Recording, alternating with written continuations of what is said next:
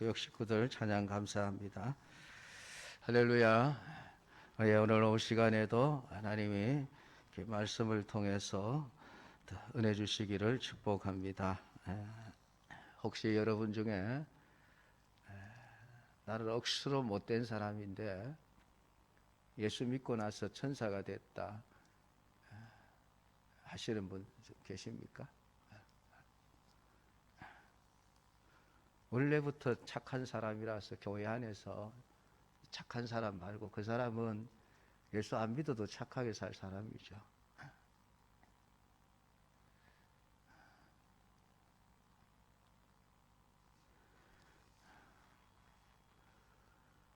제가 목회를 해오면서 절실하게 느끼는 게 하나가 있습니다. 이게 참 사람 쉽게 안 변한다. 안 바뀌는 거예요.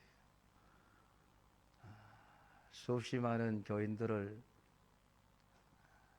보아왔습니다. 목사님도 장로님도 권사님도 직분자들도 수도 없이 보아왔습니다. 참 결국 느끼는 결론은 사람 참 안 변하네 하는 것입니다.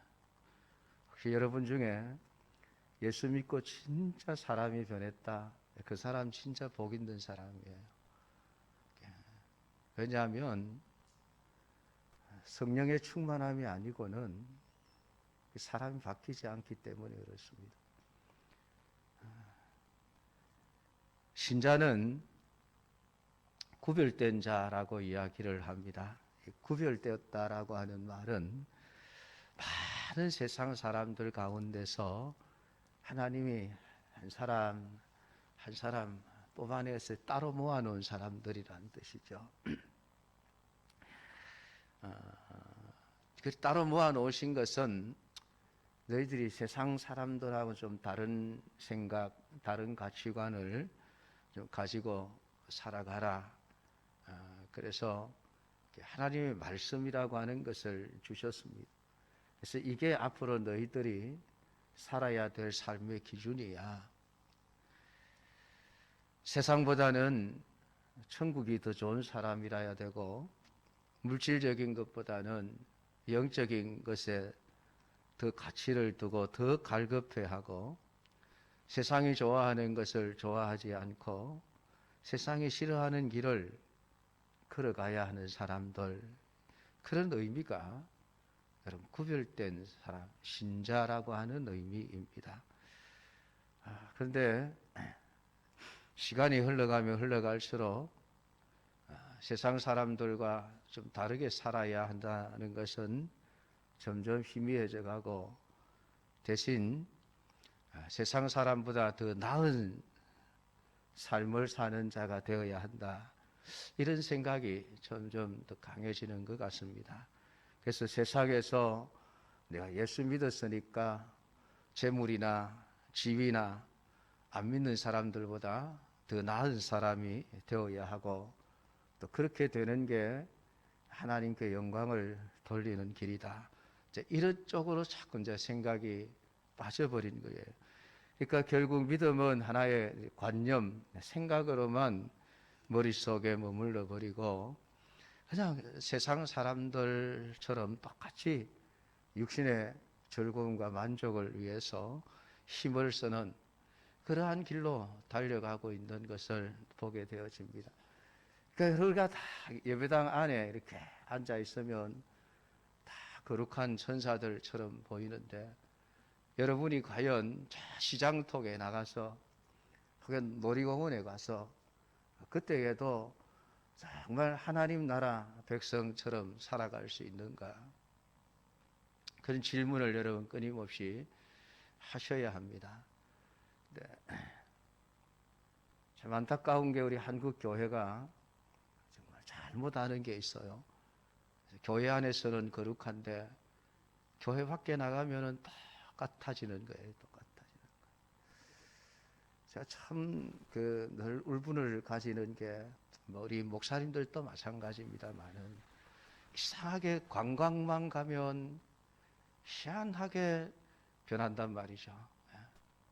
교회 안에서는 아주 거룩하신 분들이 관광만 가면 유행가 부르고 희한하게 망가지는 거예요. 그게 또 재밌다고 깔깔거리고 웃고 박수치고, 목사님들뿐만 아니죠. 성도들도 똑같아요. 야, 이상하다, 이상하다. 제가 늘 이상하게 여기는 게 그거예요. 아니, 목사면 어디를 가든지 목사여야 하는 것 아닌가? 성도는 어딜 가든지 성도여야 하는 게 아닌가? 왜 관광 간다고 관광지에 가면은 불신자들이나 똑같은 행동을 하고 똑같이 생각하고 똑같이 말하고 하는가? 물론 안 그러면 재미가 없다 그러죠. 아니, 그럼 재미를 위해서 우리가 신앙생활을 하는 겁니까? 아니지 않습니까? 근데 참 제가 그런 이제 생각을 하면서 왜 그럴까? 근데 성경을 봤더니 그게 당연하구나. 그게 당연하구나. 구약 성경을 봐도 신약 성경을 봐도 똑같아요. 똑같아요. 이스라엘 백성들 똑같습니다. 하나님 말씀을 듣기는 듣는데 안 변하는 거예요. 안 변하는. 생각도 안 변하고 가치관도 안 변하고 행동도 안 변하고. 여러분, 우리보다 하나님 말씀을 더 많이 듣고 배우는 사람들이 이스라엘 백성들 아닙니까? 그 나라는 아예 나라 전체가 하나님의 나라예요. 가는 데마다 제사장들이 있고, 가는 데마다 말씀을 가르치는 자들이 있고, 다 있습니다. 벗어날 수 없는 것이죠. 아예 어릴 때부터 하나님의 말씀을 줄줄줄줄 암송하면서 자라나는 것이 이스라엘 백성들입니다. 그런데 성경에 나타나는 이스라엘 백성들은 어떻게 말씀을 그렇게 배우고 또 암송하고 가르치는데 왜 하는 짓은 세상 사람들하고 똑같을까? 사사기서를 보아도 출애굽기를 보아도 사무엘 상하, 이스라엘 열왕기 상하 똑같아요. 이스라엘 백성들이. 사람이 안 변하는구나. 참 안 변한다. 그 말씀을 아무리 들어도 듣는 그 순간에 어떻게 좀 변하는 것 같은데 지나고 나면 또 말짱 도루묵이에요. 원래대로 또 돌아가는 게.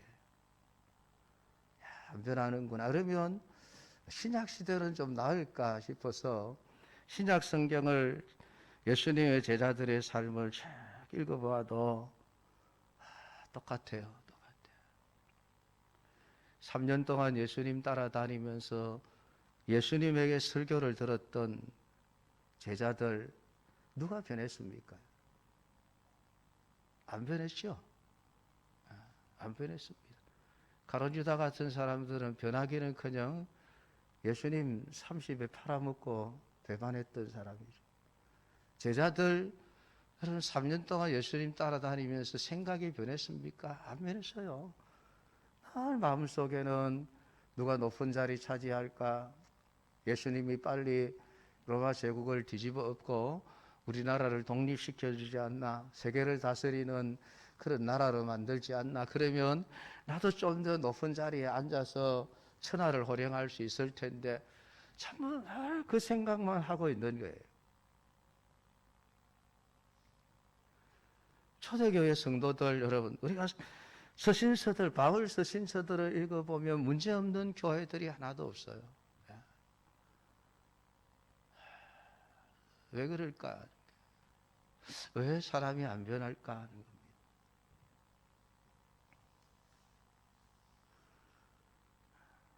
우리는 말씀을 가르치면 사람이 변할 거라는 생각을 하고 있습니다. 그래서 온갖 말씀을 가르치는 프로그램들을 만들어내죠. 양육 프로그램들.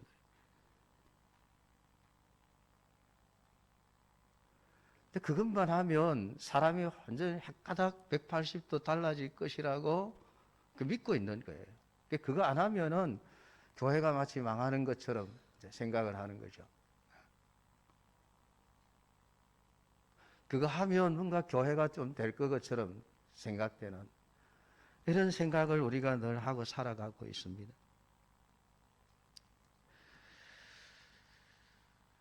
근데 사람이 참 안 변해요.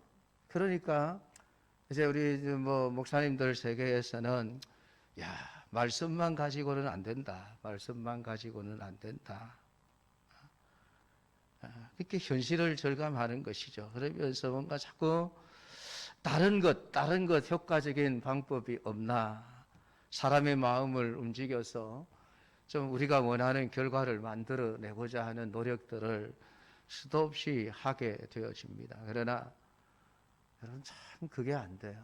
그것 가지고 변할 것 같으면 말씀 가르치는 가운데 벌써 다 변했죠. 프로그램 가지고 변화되는 게 아니에요. 내가 양육 프로그램을 배우면은 그 과정을 거치면 뭔가 쑥쑥 자랄 것 같은데 아니에요, 여러분. 그럼에도 불구하고 말씀을 전해야 한다 하는 것은 분명해요. 가르쳐야 하는 것은 분명해요.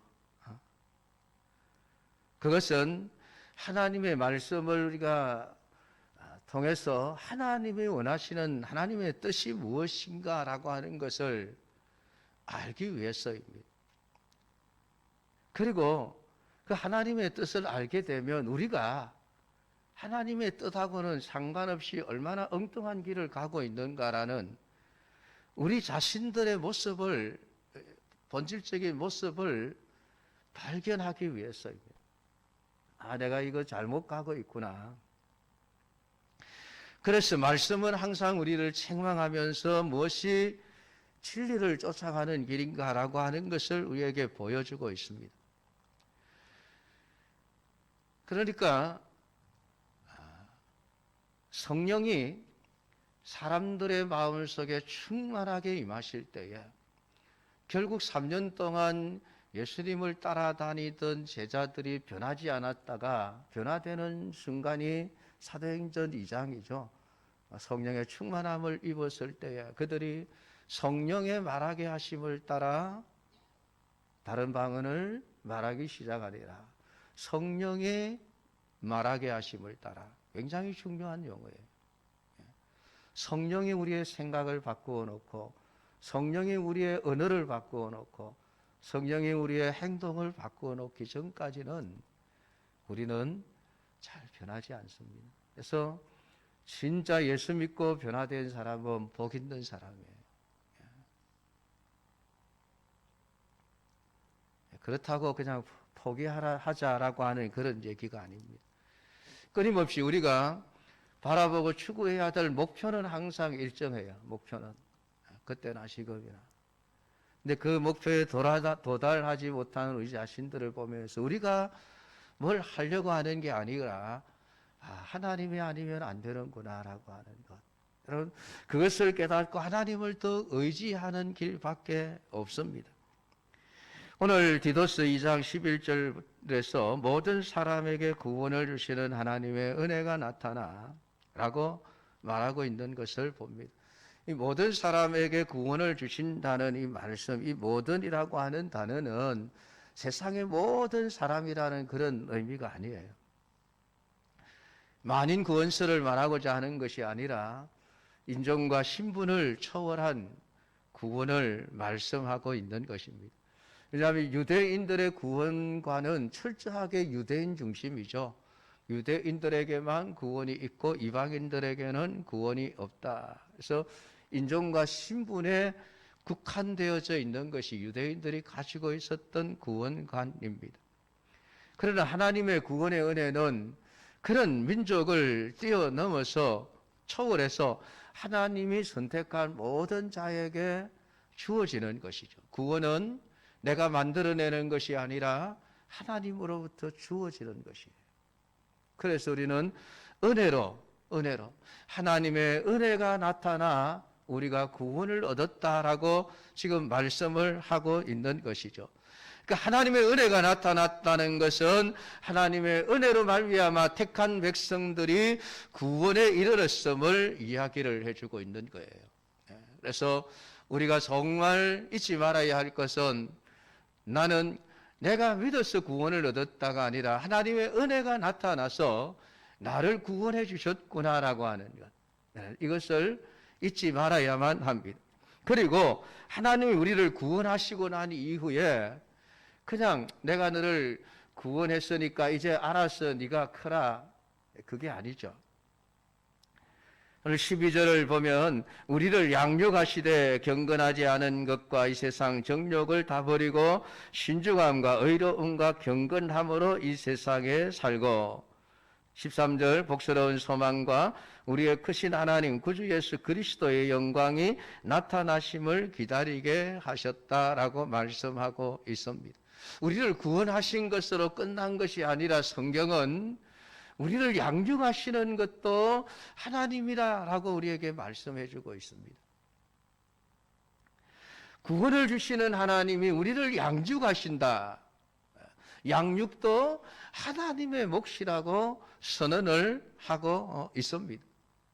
여러분, 디도가 그 베레아 교회, 그 그레데 교회 목회를 하면서 그 사람들이 옛날부터 거짓말쟁이라고 불리웠던 사람들, 거짓말을 밥 먹듯이 하는 사람들, 교회 안에 들어와서도 이게 변하지 않고 계속해서 거짓말을 하면서 교회를 막 흔들어 놓고 불난케 하는 이런 사람들, 거짓 교사들, 또 거짓 진리를 가르치는 자들이 들어와서 그저 교회 안에 문제를 만들어 놓고 있는 그런 성도들을 보면서 여러분, 디도가 얼마나 고민이 많았겠습니까?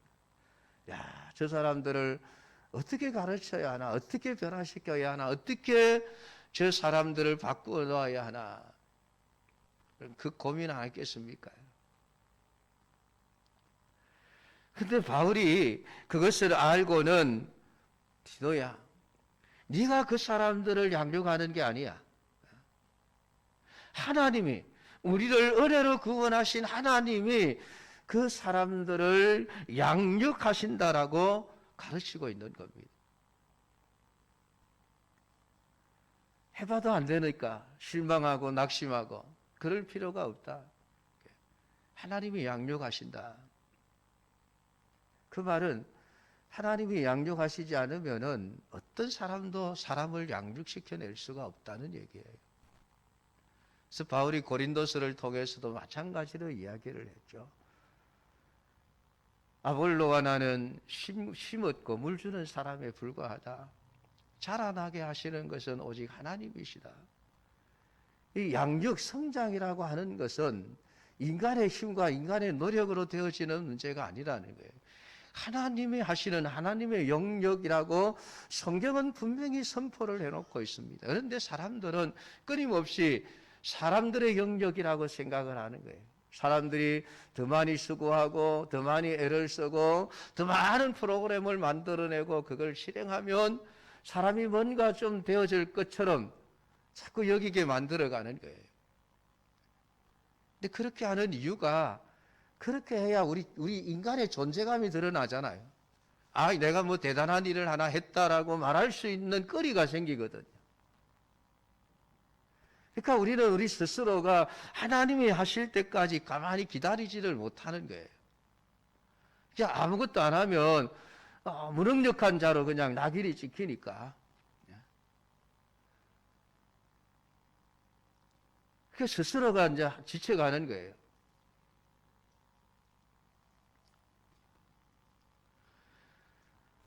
오늘 하나님은 우리를 구원에 이르게 하실, 우리를 구원시켜 새 생명을 가진 자로 태어나게 하실 뿐만이 아니라 그것으로 그냥 끝을 내고 이제 내가 할 일 다 했으니까 너희들 열심히 자라라, 그렇게 말씀하시는 것이 아니라 계속해서 신자들과 함께 계시면서 하나님이 원하시는 사람으로 양육시켜 나가신다고 하는 것이에요.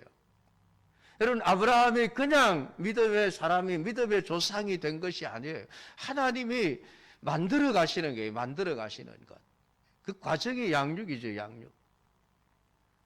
75세부터 하나님이 아브라함을 불러내셔서 그 이후부터 계속해서 하나님은 상황 속에서 아브라함을 믿음의 조상으로 양육시켜 나가셨던 거예요. 다 마찬가지예요. 야곱도 그렇고 모세도 마찬가지죠.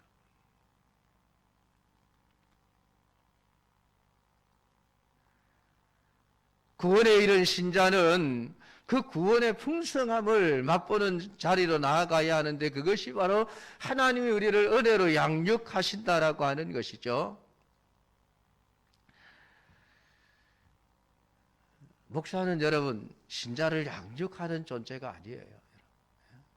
할 수 없는 존재예요. 양육할 수도 없어요. 자라나게 하시는 이는 오직 하나님이시라. 다만 심고 물을 주는 사람일 뿐이지요. 성경은 자라나게 하시는 이는 하나님뿐이시라고 말씀하고 있습니다. 하나님이 은혜를 주심으로써 은혜로 양육해 가시는 것이에요. 그러니까 사람 안 변한다고 뭐 우리가 뭐 넋두리 할 필요도 없지만은 그냥 그렇게 같이 가는 거예요. 안 변하면 안 변한 채로 예수님이 3년 동안 그냥 가룟 유다 그 변하지 않는 제자들 데리고 그냥 계속 묵묵히 사역 하셨듯이 그냥 그렇게 나가는 거예요. 이제 때가 되면 하나님이 바꾸어 놓으시겠죠. 그걸 기대하면서 그냥 신앙생활 같이 해 나가는 것이죠. 그렇기 때문에 목사의 역할은 하나님이 전하라고 주시는 말씀을 그냥 말씀 그대로 전하면 되는 것입니다. 그게 심고 물 주는 일이에요. 오늘 성경은 하나님이 우리를 양육하신다. 어떤 신자로 양육해 가십니까? 12절의 말씀대로 경건하지 않은 것과 세상의 정욕을 다 버리고 이 신중함과 의로움과 경건함으로 이 세상을 살아가는 사람, 그리고 복스러운 소망과 우리의 크신 하나님 구주 예수 그리스도의 영광이 나타나심을 기다리게 하는 사람, 기다리고 살아가는 사람으로 양육해 가신다. 이것이 하나님의 자기 백성들을 양육시켜 나가는 방향입니다. 이런 사람으로 내가 양육하시겠다라는 것이죠. 근데 여러분 어떻습니까? 여러분은 이 하나님의 말씀에 기대가 됩니까? 아, 내가 이런 사람이 되었으면 좋겠다. 과연 하나님이 양육하시고자 하는 사람으로 양육되어지기를 원하십니까? 이 성경 말씀에 기록된 하나님이 양육하시는 사람을 한마디로 말하면은 세상 재미가 달라진 사람이에요. 세상 사는 재미가 달라진 사람.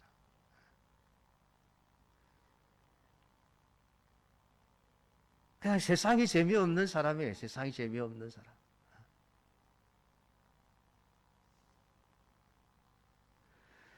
오늘 우리가 우리의 욕심을 버리고 세상을 살아갈 때에 과연 여러분 그게 우리에게 즐거움이 될 수 있을까요?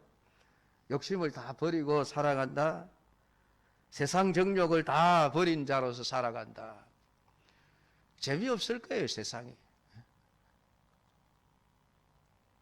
세상은 사람들이 가지고 있는 세상에 대한 그 욕심 때문에 온갖 일들이 다 발생하지 않습니까?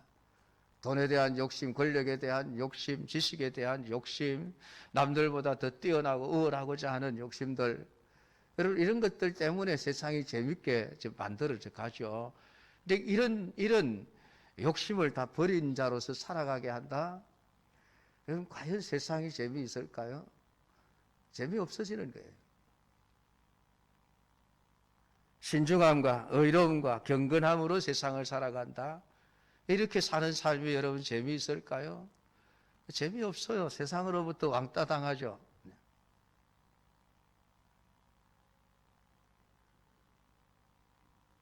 복스러운 소망과 우리의 크신 하나님 구주 예수 그리스도의 영광이 나타나심을 기다리게 하신다. 예수님의 재림만을 기다리고 천국만을 기대하면서 살아가는 사람이 되게 하겠다. 과연 여러분이 이런 사람으로 살기를 원하시고 계십니까?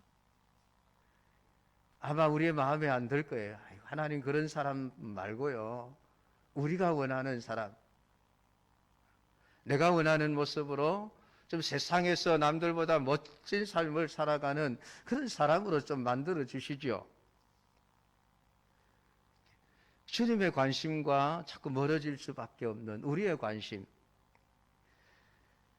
주님이 원하는 방향과는 다른 길을 마음에 두고 살아가고 있는 우리의 모습들이 아닌가라고 하는 것입니다. 여러분, 그걸 깨달을 수 있어야만 합니다. 하나님의 말씀을 우리가 날마다 읽어야 하는 것은 내가 지금 서 있는 위치가 어딘가를 아는 거예요. 진짜 하나님이 원하시는 그 자리에 내가 지금 서 있는 거 아니면은 엉뚱한 자리에 가 있는 것은 아닌가라고 하는 겁니다.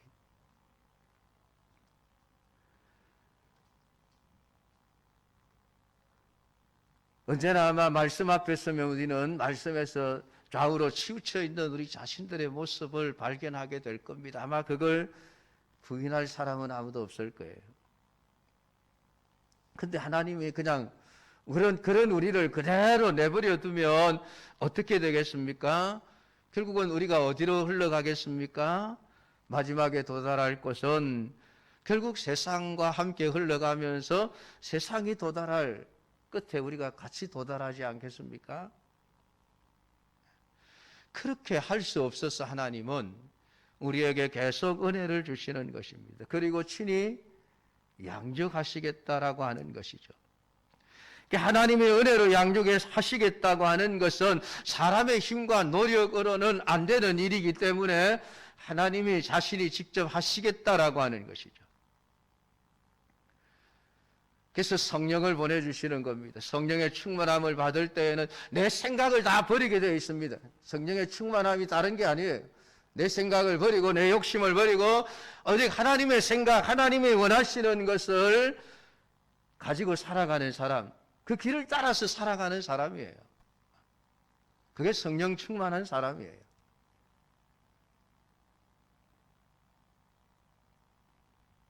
결국 성령의 제자들의 어떤 생각과 삶을 변화시켜 놓는 것이죠. 그게 초대교회에 변화된 그들의 모습입니다.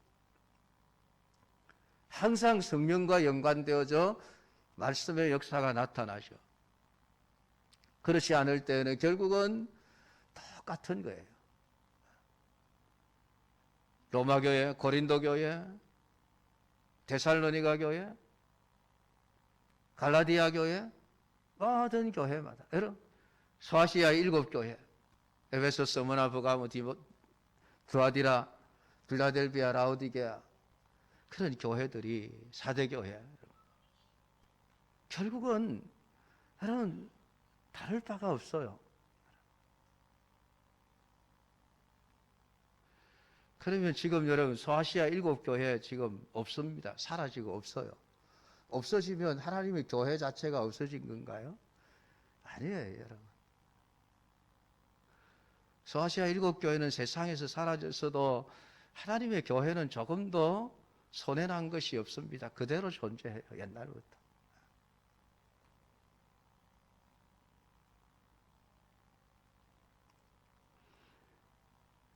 오늘 우리가 정말 하나님께 감사한 것은 우리가 하나님의 뜻대로 살아가지 않는 우리들임에도 불구하고 포기하지 않으시고 우리를 버려두지 않으시고 끊임없이 하나님이 우리를 은혜로 양육하시고 계신다는 사실입니다. 그러니까 우리가 사모해야 될 것은 하나님이 나를 양육해 주시기를 원합니다. 하나님 나를 올바른 주님이 원하는 사람으로 나를 키워 주십시오. 그게 되어야만 하죠. 14절은 그가 우리를 대신하여 자신을 주심은 모든 불법에서 우리를 속량하시고 우리를 깨끗하게 하사 선한 일을 열심히 하는 자기 백성이 되게 하려 하심이라. 이 선한 일이라고 하는 것은 뭐 도덕적으로 착한 일 이런 것을 의미하는 게 아닙니다. 하나님이 하신 일을 말하는 거예요. 하나님이 하신 일만이 선한 일입니다.